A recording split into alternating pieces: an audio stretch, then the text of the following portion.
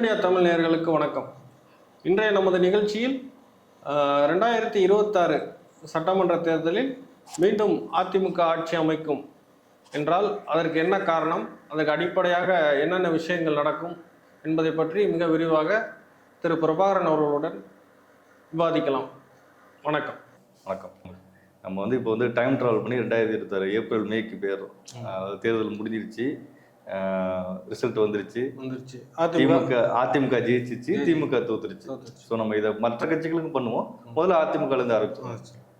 அந்த நேரத்தில் பேசுவோம்ல, அதிமுக ஜெயிச்சிருச்சு, ஸோ இதெல்லாம் காரணமாக இருக்கும் அப்படின்னு நம்ம ஒரு டிஸ்கஷன் வச்சுக்கலாம்னு பிளான் பண்ணுது. ஸோ உங்களிலேருந்து நீங்களே சொல்லுங்கள், அதிமுக அந்த நேரத்தில் என்னெல்லாம் பேசுவாங்க, என்னெல்லாம் சொல்லுவாங்க. அதாவது இது என்னன்னா ஒரு ஹைப்போதெட்டிக்கல் தான், அதாவது அனுமானத்தின் அடிப்படையில் பேசுறது அப்படின்னு வச்சுக்கலாம். ஒன்று. ரெண்டாவது இன்னொரு விஷயம் என்னன்னா பாசிபிலிட்டிஸ்ன்னு வச்சுக்கலாம். இதெல்லாம் நடக்கும் அப்படின்னு கூட வச்சுக்கலாம். இப்போ என்னன்னா எந்த கட்சியுமே ஒரு தேர்தலை சந்திக்கிறதுக்கு முன்னாடி கூட்டணி அமைக்கிறதுலேருந்து தேர்தல் வியூகம், தேர்தல் பிரச்சாரம், எதிர் பிரச்சாரம், இது எல்லாமே அவங்க ஆட்சிக்கு வர்றதுக்கான ஒரு விஷயமா தான் பண்ணுவாங்க. ஸோ அவங்க எல்லா விஷயத்தையுமே கால்குலேட் பண்ணுவாங்க. அதாவது each and every micro and macro எல்லா விஷயத்தையுமே அவங்க அனலைஸ் பண்ணுவாங்க. இப்போ அந்த வகையில் இப்போ நம்ம பண்ணுறது ஒரு புதிய முயற்சி அப்படின்னு வச்சுக்கோங்களேன்.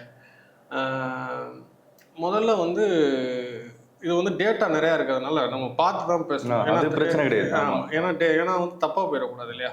அதனால தமிழ்நாட்டில் இருக்கக்கூடிய மொத்த தொகுதிகள் 234. அதில் மொத்த வாக்குகள், அதாவது 6/1/2025 படி 6.36 கோடி வாக்காளர்கள் மொத்தம். அதில் பெண் வாக்காளர்கள் பார்த்தீங்கன்னா 3.24 கோடி. ஆண் வாக்காளர்கள் பெண் வாக்காளர்களோட கம்மி, 3.11 கோடி. அதில் முதன்முறை வாக்காளர்கள், அதாவது ஃபர்ஸ்ட் டைம் அது 4.01 லட்சம். 4 லட்சம் பேர் இருக்காங்க. ஆமாம், 4 லட்சம் பேர்னு வச்சுக்கோங்களேன். இப்போ 2021 திமுக கூட்டணி எவ்வளோ ஓட்டு வாங்கியிருக்கு அப்படின்னு பார்த்தீங்கன்னா அதாவது ஏறக்குறைய 1,01,75,00,000 ஓட்டு வாங்கியிருக்கு. அது பெர்சன்டேஜில் பார்த்தீங்கன்னா 45. திமுக கூட்டணி. ஆமாம், 45 திமுக கூட்டணி 45.70. இதை நம்ம ஸ்க்ரீன்ஷாட்டை லாஸ்ட்டில் நம்ம போடுவோம் என்னங்கிறது. அதே 2021 அதிமுக கூட்டணி, அதாவது 2021 சட்டசபை தேர்தல், சரியா? 2021 சட்டசபை தேர்தலில் அதிமுக கூட்டணி வாங்கின ஓட்டு 1,53,91,000 ஓட்டு வாங்கியிருக்காங்க. பெரிய டிஃப்ரென்ஸ் இல்லை. பெர்சன்டேஜ் பார்த்தீங்கன்னா 39.29% அவங்க வாங்கியிருக்காரு. அப்போது வாக்கு வித்தியாசம்னு பார்த்தீங்கன்னா 20,99,124 எக்ஸாக்டா டிஃபரன்ஸ். அதாவது 21 லட்சம் ஓட்டுல தான் அதிமுக ஆட்சி இழந்திருக்கு. ஆட்சிக்கு வரல, இருந்த ஆட்சி இழந்திருக்கு. அதாவது 10 வருட ஆட்சிக்கு பிறகு அந்த ஆட்சியை வெறும் 21 லட்சம் வாக்குகள் வித்தியாசத்துல இழந்திருக்கு, சரியா? இப்போ அதே நம்ம இன்னொரு அனலைசிஸ் எடுத்துக்கோமே. 2024, அதாவது 2021 சட்டசபை தேர்தலுக்கு அப்புறம் நடந்த நாடாளுமன்ற தேர்தல், அதுல கூட்டணி நிறைய மாறுச்சு. யாருக்கு மாறுச்சு? அதிமுக கூட்டணி தான் மாறுச்சு. திமுக கூட்டணிக்கு மாறல. இந்த பாரிவேந்தர் மட்டும் வெளில வந்தாரு தவிர. ஆனா மக்கள் நீதி மையம் உள்ள போயிருக்கு 2024 சீட்டு வாங்கல, ஆனா ஆதரவு. அப்போ திமுக கூட்டணி வாங்கின ஓட்டுன்னு பாத்தீங்கன்னா 2,03,00,000 ஓட்டுன்னு வச்சுக்கோங்க, ரவுண்ட் ஆஃபா 46.97%. அதிமுக கூட்டணி வாங்கின வாக்குன்னு பார்த்தீங்கன்னா 1 கோடி வாக்கு தான் வாங்கியிருக்காங்க. பாஜக கூட்டணி வாங்கின வாக்கு, அதாவது பாஜக தனியாக நிற்குது. அதிமுக கூட்டணி, ஆமாம், பாஜக 21 வெளில 21 ஒன்றா இருந்தாங்க, 24 வெளில வந்துடுறாங்க. 21 தேமுதிக அதிமுக கூட்டணியோட இல்லை, ஆனா 24 அதிமுக கூட்டணியில இருக்காங்க. ஸோ இது ஒரு குழப்பமான வச்சுக்கோங்க. பாஜக கூட்டணி 79 லட்சம் வாக்குகள் வாங்குறாங்க. இப்போ இதுல பெர்சன்டேஜ்னு பார்த்தீங்கன்னா திமுக 47%, அதிமுக 23%, பாஜக 18%. இதுதான் இதோட கலை யதார்த்தம். ஆமாம். 2024 அவங்களோட வாக்கு சதவீதம் பார்த்துட்டோமா. அடுத்து 2026 கூட்டணி எப்படி இருக்கும் அப்படின்னு பார்த்தீங்கன்னா, ஃபர்ஸ்ட் திமுக, காங்கிரஸ், விடுதலை சிறுத்தைகள், சிபிஐ, சிபிஐஎம், எம்டிஎம்கே, இன்னும் பிற கட்சிகள், சின்ன சின்ன கட்சிகள், அதாவது மனிதநேய மக்கள், எஸ்டிபி எல்லாம் போய் பார்த்துருக்காங்க, அவங்க வருவாங்களாம் தெரியாது. இது மாதிரி சின்ன சின்ன கட்சிகள். அதே மாதிரி அதிமுக கூட்டணியில யார் யாரெல்லாம் இருக்கலாம் அப்படின்னு பார்த்தீங்கன்னா, அதிமுக, பாஜக, பாமக, தினகரனோட அம்மா மக்கள் முன்னேற்ற கழகம், ஓபிஎஸ் கட்சி கிடையாது, ஒரு தனி நபர். அவர் தேர்தலில் போட்டியிடனால ஆதரவு வந்து நிச்சயமா கொடுத்துருவாருங்கிறது. பிஜேபிக்கு ஆதரவு கொடுத்துருவாரு. அதுக்கப்புறம் பிஜேபி கிருஷ்ணசாமி, ஜான் பாண்டியன் அவங்களாம் வந்துருவாங்க. இவர் ஓபிஎஸ் பிஜேபிக்கு ஆதரவு கொடுக்குறாருன்னா பிஜேபி அவருக்கு என்ன ஆளுநராவோ இல்லை நியமன எம்பியாவோ ஏதோ ஒன்று கொடுத்து கௌரவப்படுத்திடுவாங்க. ஸோ அது ஒன்று. அதுக்கப்புறம் வந்து தாவேக்காருக்கு நாம் தமிழர் கட்சி இருக்கு. சரியா? அப்ப நம்ம அதிமுக பத்தி மட்டும்தான் இப்ப இந்த 4 கூட்டணி பத்தி நம்ம பேச போறோம். முதல்ல நம்ம இந்த எபிசோட்ல நம்ம ஒன்லி அதிமுக பத்தி மட்டும் தான் பேச போறோம். இப்போ 2024 பொது தேர்தலும் 2026 சட்டமன்ற தேர்தலும் 2024 நாடாளுமன்ற தேர்தலும் 2021 இல்ல 26 சட்டசபை தேர்தலும் ஒன்னா இருக்காது. ஏன் இருக்காதுன்னா கூட்டணி மாறிடுச்சு. சிம்பிள். இப்போ 2019 மற்றும் 2021 தேர்தலை இதுல நம்ம கணக்குல கொள்ளக்கூடாது. என்ன காரணம் அப்படின்னா, அப்போ வந்து 2019 அதிமுக ஆட்சியில இருக்கு. 2021 தேர்தலில் அதிமுக ஆட்சி தொடரணுமா வேணாமான்னு ஒரு கேள்வி இருக்கு. அதுக்கப்புறம் 2019லயும் 2021லயும் அதிமுகவும் பாஜகவும் கூட்டணியில இருக்கு. 2024 கூட்டணி இல்ல. 2024 மோடிக்கு எதிரான மனநிலை இருந்தது. ஆனால் அது ரொம்ப தீவிரமா இல்ல. 2019 இருந்துச்சு, 21 கூட இல்ல. 2019 ரொம்ப ஜாஸ்தி இருந்துச்சு. 24 அந்த அளவுக்கு மனநிலை இல்லை. அதனாலதான் 19% கிட்ட ஓட்டு வாங்குறாங்க பாஜக. தனியானா பெரிய கட்சிகள் எதுவும் இல்லாம ஒன்லி பாமக மட்டும் தான் சொல்லிக்கிற மாதிரி கட்சி. அப்படி இருந்தும் 19% கூட்டணியா வாங்குறதுங்கிறது ஒரு பெரிய விஷயம் தான். அது குறிப்பா அது என்னன்னா அண்ணாமலையாலையும் அது பாசிபிலிட்டிஸ். ஆமா. அதே மாதிரி 2024 ஓபிஎஸ் வந்து இபிஎஸும் ஒன்னா இல்ல, வெளில வந்துடுறாரு. 21 ஒன்னா இருக்காங்க. அப்புறம் தினகரன் மற்றும் ஓபிஎஸ் வந்து பாஜக கூட்டணியில இருக்காங்க 24. 2024 இன்னொரு பெரிய விஷயம் என்னன்னா, விஜய் வந்து கட்சி ஆரம்பிச்சிட்டாரு. ஆனா தேர்தலில் போட்டி போடல. இந்தியா முழுக்கும் இந்தியா கூட்டணின்னு ஒண்ணு உருவாயிடுச்சு. ஆமா. சோ இது எல்லாமே வந்து இந்த 2024 தேர்தல் நடந்த டெவலப்மெண்ட். 21 இருந்ததுக்கும் 24 இருக்கிறதுக்கு வித்தியாசம் பாருங்க. இதெல்லாம் வித்தியாசம். அதனால நடக்க போற 2026 சட்டமன்ற தேர்தலை இதற்கு முன்னாடி நடந்த எந்த தேர்தலோட கம்பேர் பண்ணவே கூடாது. First point. 19, 21, 24 அதாவது கலைஞர், அம்மையார் ஜெயலலிதா இவர்கள் மறைவுக்கு பின்னாடி நடந்த 19, 21, 24 இந்த தேர்தலோடையும் 26 தேர்தலை கம்பேர் பண்ணவே கூடாது. அப்போ எந்த அடிப்படையில் 26 தேர்தலில் நம்ம கனெக்ட் பண்ணணும் அப்படிங்கிறது ஒரு $1 மில்லியன் கொஸ்டின். இப்போ நம்ம கற்பனையில அதிமுக ஆட்சிக்கு வந்துருச்சுங்க. எடப்பாடியார் வந்து இப்போ நாளை காலையில வந்து முதலமைச்சராக பதவி ஏற்க போறாரு. அதானே கணக்கு. அப்படிதான் பேச போறோம். அது கூட்டணி ஆட்சியா இல்ல அதிமுக தனி ஆட்சி அமைக்குது. அதுதான் நம்ம கற்பனைங்கிறத தாண்டி ஒரு அசம்ஷன். அதுக்கு வந்து என்னென்ன காரணம், எதை வந்து நம்ம வந்து 26 தேர்தலில் எடுத்துக்கலாம் அப்படின்னு பார்த்தீங்கன்னா, டிஎம்கே மேல மக்களுக்கு இருக்கக்கூடிய அதிருப்தி அது எந்த அளவுக்கு இருக்கு. எந்த கட்சி ஆட்சியில் இருந்தாலும் எந்த கட்சி காமராஜர் ஆட்சியில் இருந்தாலும் காமராஜர் தோத்தாரு. எதிர்நிலை இருக்கு. எம்ஜிஆரே வந்து நாடாளுமன்ற எம்ஜிஆர் தோக்கலமாங்க. எம்ஜிஆர் நாடாளுமன்ற தேர்தலில் பெரிய தோல்வியை சந்திச்சிருக்காரு. அதுக்கப்புறம் வந்து விஜய் கட்சியோட தாக்கம் எந்த அளவுக்கு இருக்கு.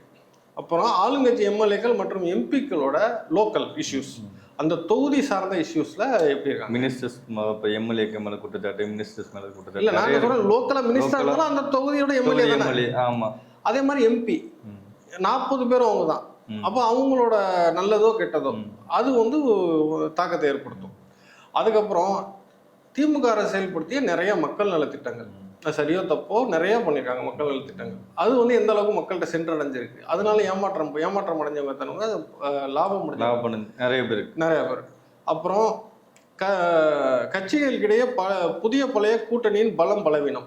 அதாவது புதுசாக வந்ததுனால பலமாக இருக்கும், இல்லை புதுசாக வந்ததுனால பலவீனமாக இருக்கும், இல்லை விலகுனதுனால பலமாக இருக்கும், இல்லை விலகுனதுனால பலவீனமாக இருக்கும், எப்படி வேணா இருக்கலாம். இது எல்லாமே இப்போ 4 முனை ஏற்பட்டு 2026 தேர்தலில் 4 கோடி ஓட்டு பதிவாகுதுன்னு வச்சுங்க. மொத்த ஓட்டுல 4 கோடி ஓட்டு பதிவாயிருக்கு.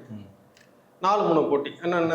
திமுக கூட்டணி, அதிமுக கூட்டணி, நாம் தமிழர், விஜய், தாவேகா, இவங்க 4 பேரும் கூட்டணி. இந்த 4 கூட்டணியும் நிற்கிது எலெக்ஷன்ல.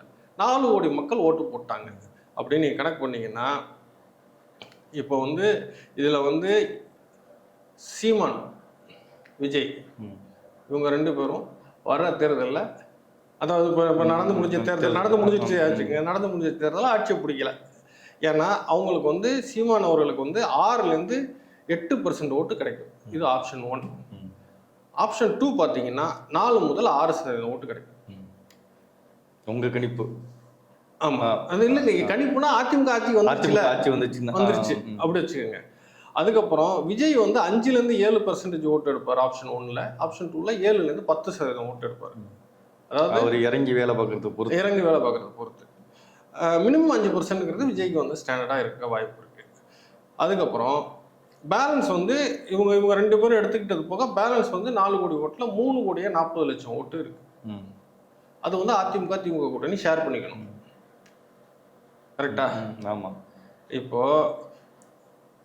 இதுல விஜய் வாங்க போற ஓட்டு இருக்குல்ல, அதான் பெரிய டேர்னிங் பாயிண்ட்.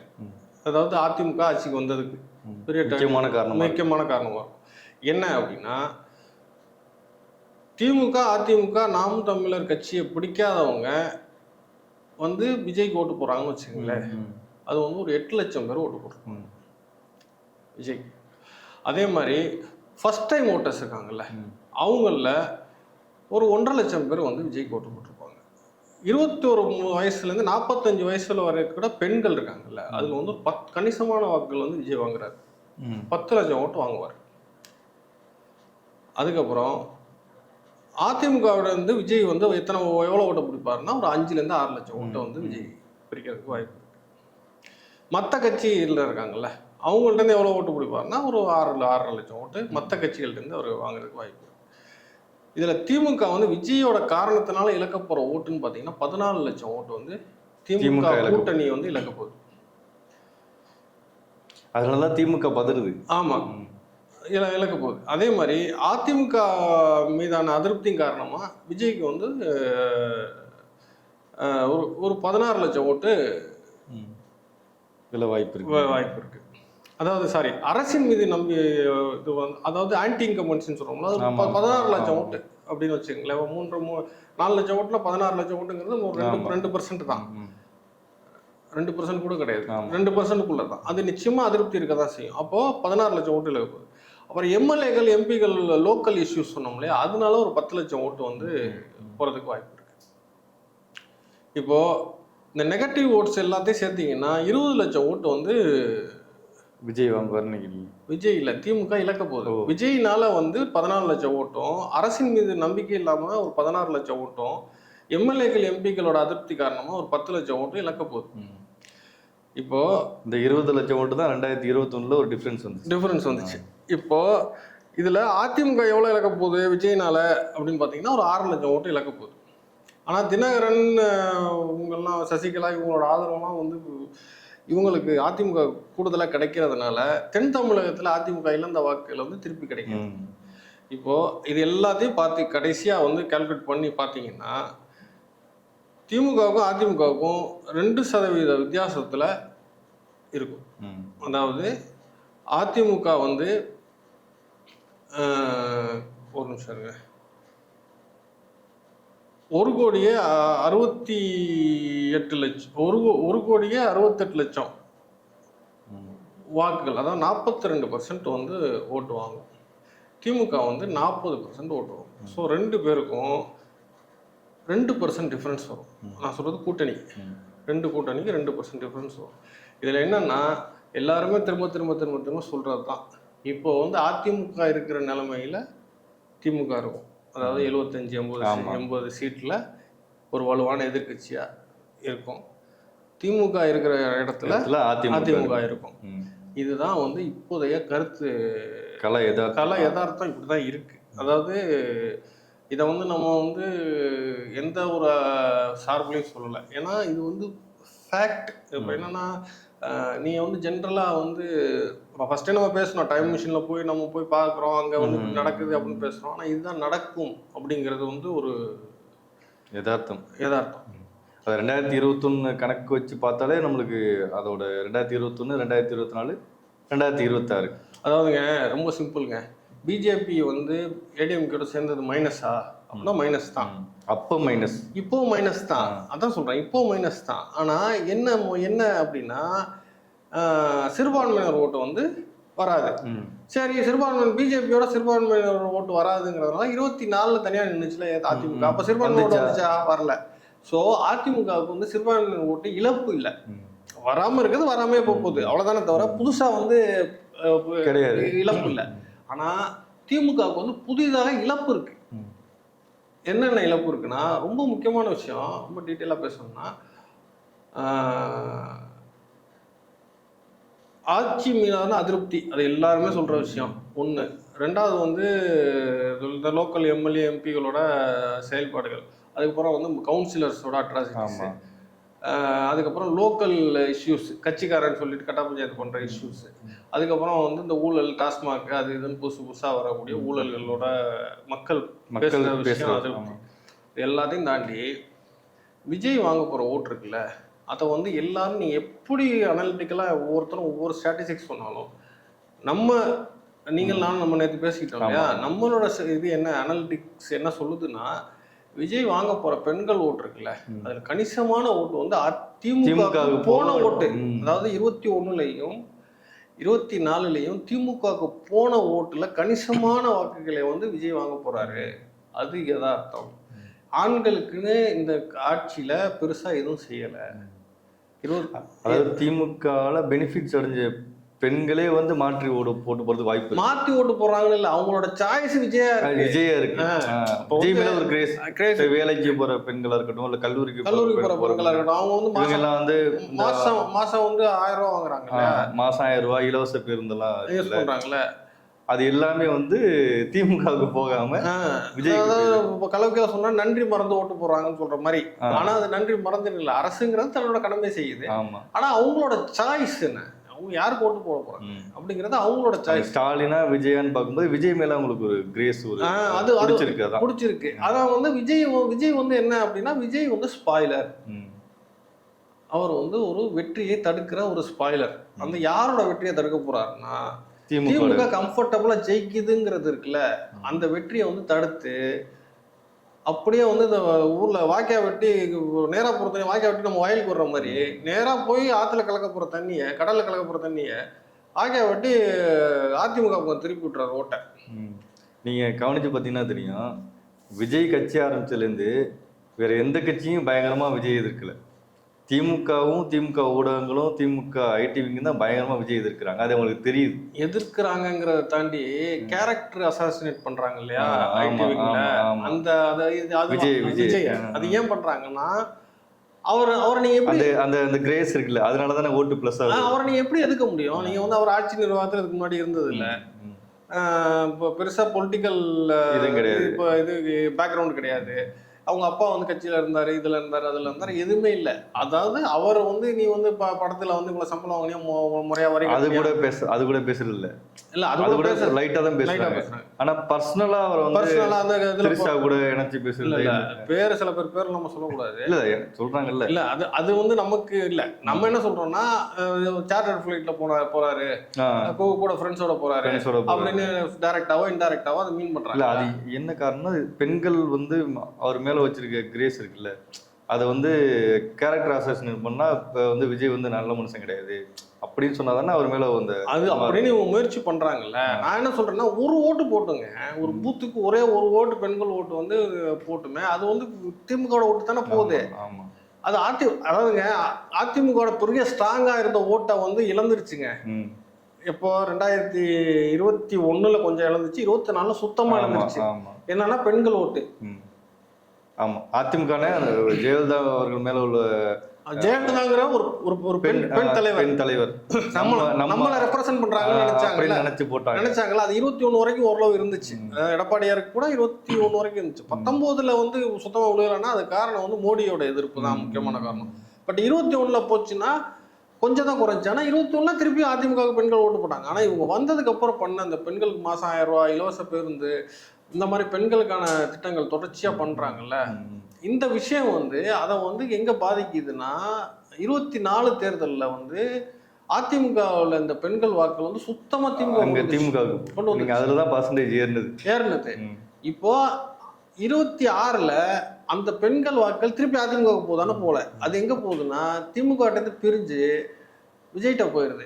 இப்போ விஜய்கிட்ட போன உடனே இப்போ அதிமுகவோட திமுக வந்து ஒரு 3-4% வந்து எக்ஸ்ட்ரா ஓட்டுல இருக்காங்க. ஆனா அதுல என்ன பிரச்சனை ஆகுதுன்னா ஆட்சிக்கு எதிரான மனநிலைங்கிறது நீங்க சொன்ன மாதிரி எல்லா கட்சி எந்த கட்சி ஆட்சி பண்ணாலும் இருக்கும். எந்த கட்சி ஆட்சிக்கு எதிரான மனநிலையில இருக்கு. என்னப்பா அவங்க பெருசா பண்ணிட்டாங்க கிழிச்சிட்டாங்க அப்படிங்கிற ஒரு மனநிலை எல்லா கட்சியிலும். அதுதான் தமிழ்நாட்டுக்கு ஆரோக்கியமானது. தமிழ்நாட்டுல ஜனநாயகத்துக்கே அதான் ஆரோக்கியம். என்னன்னா மக்களோட எதிர்பார்ப்பு ஜாஸ்தியா இருக்கணும் எப்பவுமே. எந்த ஆட்சி இருந்தாலுமே அப்பதான் ஒரு கட்சி ஆட்சி வரும்போது நாங்க இதோட பெட்டரா பண்றோம் டெவலப்மெண்ட் போயிட்டே இருக்கும். தமிழ்நாடு அதை நீங்க சொன்ன மாதிரி தமிழ்நாடு அதனாலதான் டெவலப்மெண்ட் நோக்கி போயிட்டே இருக்கு. அப்பா உனக்கு நீ என்னப்பா நீ மிக்சி கிரைண்டர் கொடுக்குறியா, நீ கலர் டிவி கொடுக்குறியா, நான் மிக்சி கிரைண்டர் கொடுக்குறியா, பெண்கள் காலேஜுக்கு போனா லேப்டாப் தரேன், நீ லேப்டாப் கொடுக்குறியா, பெண்கள் காலேஜுக்கு போனா மாசம் 1000 ரூபாய் தர்றேன், பெண்கள் வந்து வேலைக்கு போறாங்க, வீட்டு வேலைக்கு போறாங்க, சாஃப்ட்வேர் வேலைக்கு போறாங்க, எந்த வேலைக்கு போனாலும் அவங்களுக்கு பஸ் ஃப்ரீ. ஸோ இந்த மாதிரி டெவலப்மெண்ட் போயிட்டே இருக்கு பாருங்க. இது வந்து மற்ற ஸ்டேட்ல நீங்க இது பார்க்க முடியாது. அப்போ இந்த ஆட்சிக்கு எதிரான மனநிலைங்கிறது இப்போ ஒரு அடுத்த தேர்தல் அறிக்கையில் இவங்க என்ன சொல்லுவாங்க, நாங்கள் 2000 ரூபா தரோம்பாங்க திமுக. அவங்க என்ன சொல்லுவாங்க, நாங்கள் 2500 ரூபா தரோம்பாங்க. பஸ்ஸுக்கு வந்து இப்போ வந்து செலக்டட் பஸ்ஸுக்கு மட்டும் தான் ஃப்ரீ கொடுத்துருக்காங்க, நாங்கள் எல்லா பஸ்ஸுக்கும் கொடுப்பாங்க. ஸோ இது வந்து ஆட்டோமேட்டிக்காக அது வந்து டெவலப்மெண்ட்டை நோக்கி போயிட்டே இருக்கும். ஸோ அந்த கம்ஃபர்டபிலிட்டி இருக்குல்ல, அந்த 2% ஓட்டு வந்து லீடிங்ல இப்போ திமுக இருக்குல்ல, அந்த இது வந்து ஆன்டி இன்கம்பன்சியில் அடி வாங்குதுன்னா மினிமம் ஒரு 3% குறைஞ்சிச்சுனாவே அது வந்து அதிமுகவுக்கு வந்து பெரிய ப்ளஸ்ஸாக இருக்கும். அதிமுக திரும்ப ஆட்சிக்கு வரும். இதுதான் இப்போ நம்ம அடுத்தடுத்த நிகழ்வுல திமுக எப்படி ஆட்சிக்கு வர்றதுக்கான வாய்ப்பு இருக்குன்னு பேசுவோம். எல்லாரும் பேசுவோம், எல்லாரும் எப்படி ஆட்சிக்கு வருவான்னு பேசுவோம். அதுல வந்து மோஸ்ட் ப்ராபபிளா இருக்கக்கூடிய 2 கட்சி வந்து திமுக கூட்டணி, அதிமுக கூட்டணி. இப்போ இன்னைக்கு இருக்கிறதுல அட்வான்டேஜ் யாருக்கு இருக்குன்னா அதிமுக கூட்டணிக்கு அட்வான்டேஜ் இருக்கு. அடுத்தடுத்த நிகழ்ச்சியில நம்ம தொடர்ந்து பேசுவோம். ரொம்ப சந்தோஷம். நன்றி.